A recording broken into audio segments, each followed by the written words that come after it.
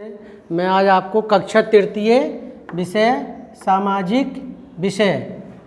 सामाजिक अध्ययन पार्ट 2 भारतवर्ष नाम क्यों। जो हमारा देश था पहले इसका नाम था, प्राचीन नाम था इसका अजनाब खंड।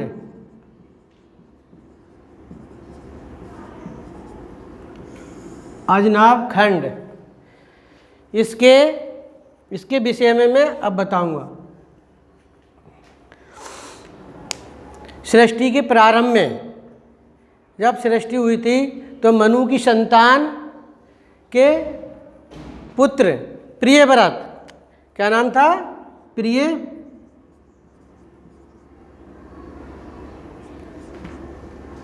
प्रियव्रत थे। ये बहुत पराक्रमी थे और जब सूर्य पृथ्वी के चारों चल रहा था तो इन्होंने प्रियव्रत ने उसके अपने रथ पर बैठकर सूर्य के पीछे पीछे 7 चक्कर लगाए थे। और उसकी जो उसके पहिए थे तो उसके पहिए से जो लीखें तो वो 7 समुद्र बने, 7 समुद्र, और उसके बाद 7 महाद्वीप बने। और फिर इसके बाद प्रियव्रत के बाद इन्होंने पुत्र हुए, बड़े पुत्र। प्रियव्रत के 7 पुत्र हुए थे, 7 पुत्र। ये प्रियव्रत के पुत्र हुए थे 7 पुत्र। इन्होंने 7 भाग करके 7 पुत्रों को अपना अपना भाग दे दिया। और सबसे बड़े पुत्र थे इनके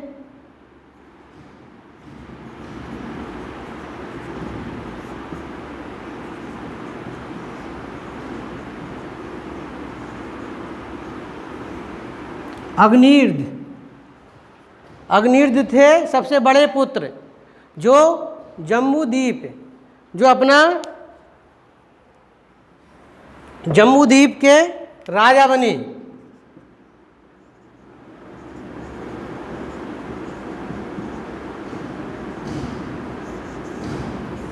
ये मनु की संतान ही चल रही हैं। ये बड़े पुत्र अग्निद ये जम्बूद्वीप के राजा बने। और उन्होंने 9 पुत्र हुए थे। तो राजा ने 9 भाग करके इसके जम्बूद्वीप के, और इनके 9 पुत्र हुए थे।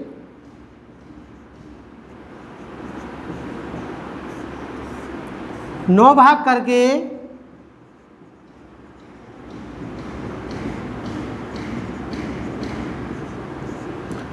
करे और इन्होंने सबको राज्य दे दिया 9 भाग में। और इनके सबसे बड़े पुत्र थे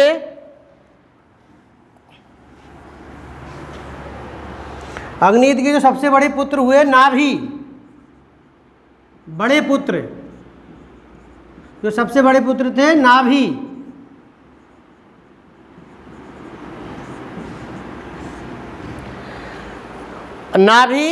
अजनाब खंड के राजा बने।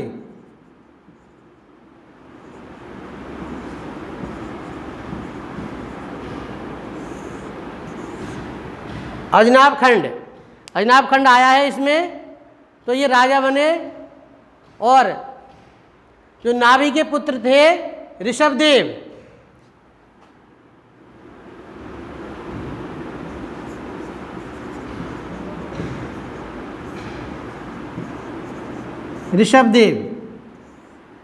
नाभि तो अपनी तपस्या में चले गए और फिर ऋषभदेव को राज्य सौंप गए और ये राजा बने ऋषभदेव।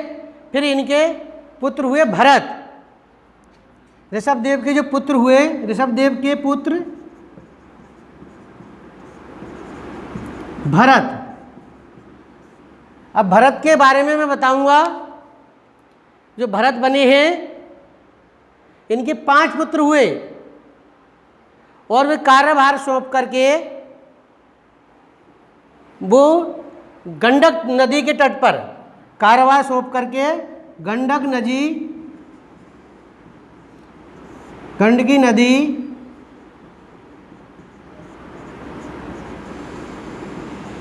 तट पर तपस्या करने चले गए। अब उन्होंने, भरत ने देखा कि वहाँ पे एक मृगी, ये मृगी थी,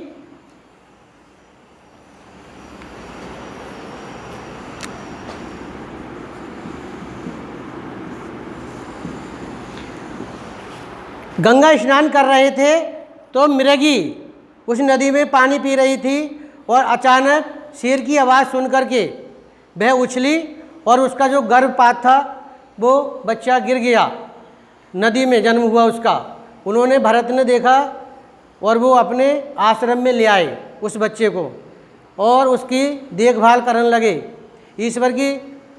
ईश्वर का ध्यान छोड़ करके वे उसके कार्य में लग गए, हिरण के।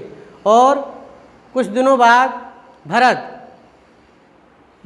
का स्वर्गवास हो गया और उसके बाद उनका जन्म, उन्होंने इतना लालन पालन करा था उसका, हिरण के बच्चे का, तो उनका भी जन्म हिरण से हुआ।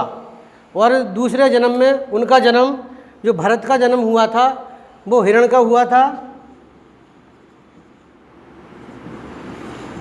हिरण का जन्म हुआ। उसके बाद तीसरे जन्म में,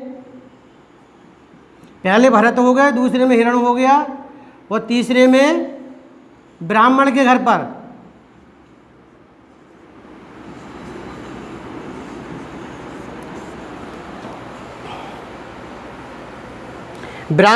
जन्म हुआ।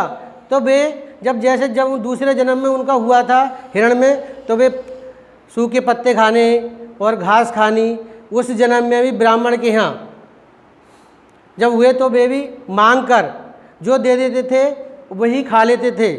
और कुछ लोग तो उन्हें पागल कहते थे। अब उनका, वे जो भरत थे तो जड़ भरत के नाम से प्रसिद्ध हुए, जड़ भरत। तो मैंने ये आपको ऋषभदेव के पुत्र के बारे में, के पुत्र भरत के बारे में मैंने बताया। अब मैं आपको जो दुष्यंत के पुत्र थे, दुष्यंत और शकुंतला के पुत्र के बारे में जानकारी दूंगा। एक बार कांडव ऋषि जा रहे थे रास्ते में, तब वहाँ पर उन्होंने देखा कि कुछ पक्षी वहाँ पर, एक बच्ची थी, उसके पंख फैलाए हुए उसकी धूप को रोक रहे थे। तो उन्होंने देखा और वो उसे, लड़की को यानी कन्या को लेकर के अपने आश्रम में आ गए। तो उन्होंने, पक्षियों का नाम होता है पक्षी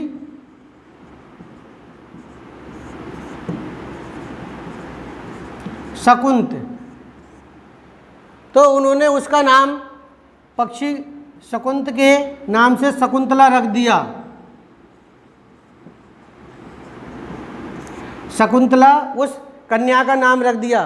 वह बहुत सुंदर थी, गुणवती थी और बहुत अच्छा व्यवहार था उनका। जब वे बड़ी हुई तब एक बार कांडव ऋषि कहीं पे चले गए थे, तब दुष्यंत रास्ता भूल गए थे और वहाँ उस आश्रम में आए। तो उन्होंने उनका, यानी शकुंतला ने उनका फल और फूल से सत्कार किया और वह दुष्यंत उन्हें देखकर बहुत प्रभावित हुए और उन्होंने विवाह कर लिया। और उन्होंने अपनी अंगूठी शकुंतला को दे दी और कहा, जब ऋषि आ जाएंगे तो मैं आपको ले जाऊंगा। उसके बाद वह दुष्यंत जी चले गए अपने राज्य। और एक बार जब शकुंतला नदी में स्नान कर रही थी तो उनकी अंगूठी नदी में गिर गई। वह एक मछली ने निगल ली। और जब कांडव ऋषि आए तो उनके एक पुत्र हुआ शकुंतला के, भरत। वह सिंहों के साथ खेलता था और उनके दांत गिनता था, और इसलिए अपने जो सरस्वती शिशु मंदिर पे है जो मोनोग्राम है, तो उसका चिन्ह उसका वो लगा हुआ है फोटो में। और इसके बाद जब कांडव ऋषि आश्रम में आए तो वो वह शकुंतला को और भरत को उन्हें भेज दिया दुष्यंत राजा के यहाँ पे। तब उन्होंने कहा, शकुंतला ने कि मैं आपकी पत्नी हूँ और ये आपका पुत्र है, तो उन्होंने उन्हें पहचानने से मना कर दिया। और तभी एक सैनिक वहाँ पर आए और एक मछुआरे को पकड़ के लाए। उन्होंने राजा से कहा कि राजा साहब, ये मछुआरे ने आपकी अंगूठी चुरा ली है। तो मछुआरा सही बोला कि ये अंगूठी नदी में मैंने मछली पकड़ी थी और उसको उसके पेट से ये अंगूठी निकली है। तभी राजा को ध्यान आया कि मैंने ये अंगूठी तो शकुंतला को दी थी। और तभी वह दुष्यंत ने भरत और शकुंतला को अपने राज्य में रख लिया। वे ठीक ठाक रहने लगे। और उसके बाद उन्होंने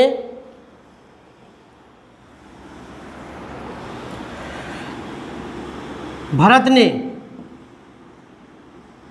गंगा तट पर 55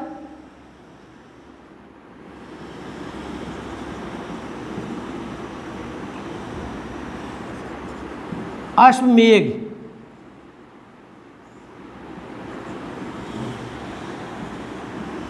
यज्ञ, यानी गंगा तट पर 55 अश्वमेध किए थे भरत ने, और यमुना तट पर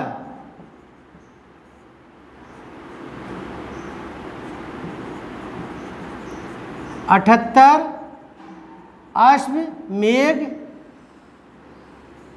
यज्ञ किए थे। और ये चक्रवर्ती सम्राट कहलाए, और ये इंद्र के भी मित्र थे। इसके बाद मैं आपको